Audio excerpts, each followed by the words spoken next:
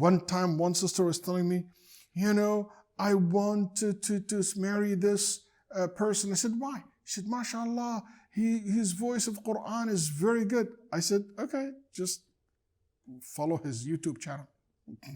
Listen to his recitation. You don't need to get married to someone like that. Yeah, that's not love.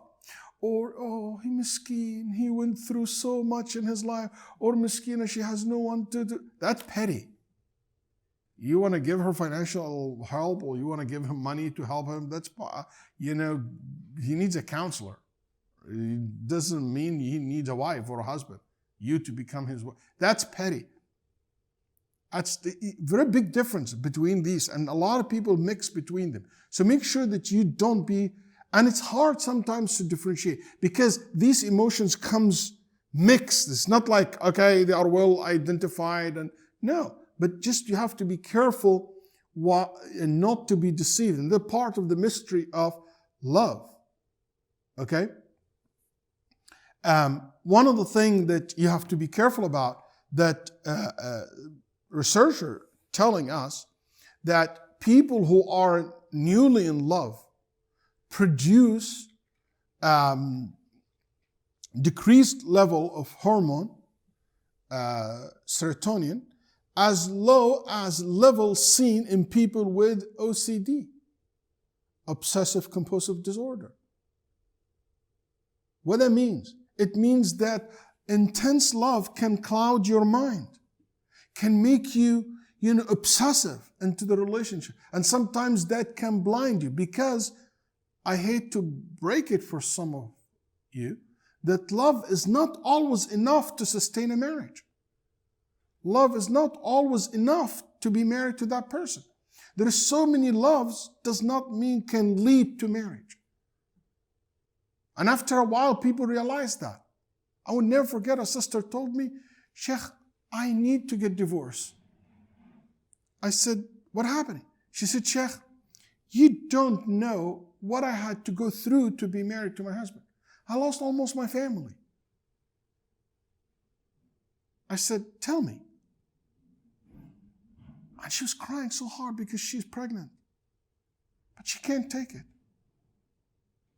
She loved that man, and I think she was still in deep love with him. She grew up in a very rich family. She told me I had maybe 2 maids.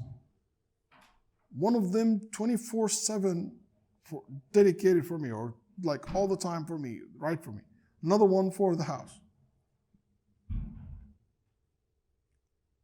And she said, Sheikh, I lived in a very luxurious life.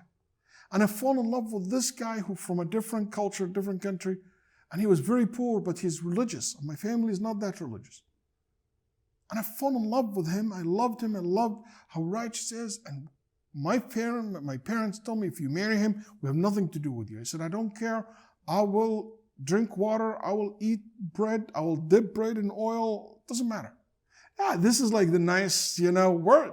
But when you start living like that, okay, you're not going to have love for dinner every night. She said love was so hard.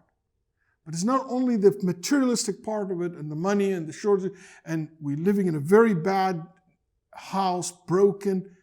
He himself got frustrated very quickly. I get tired. I'm not used to work. He get angry because I never cleaned a house in my life. And he was angry.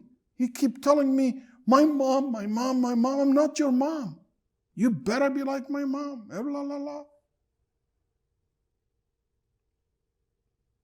One time they raised their voice, another time he pushed her, third time, became more violence. And the love just got lost. I'm sure they were in love when they decided to take that. But love was not enough to make this marriage work.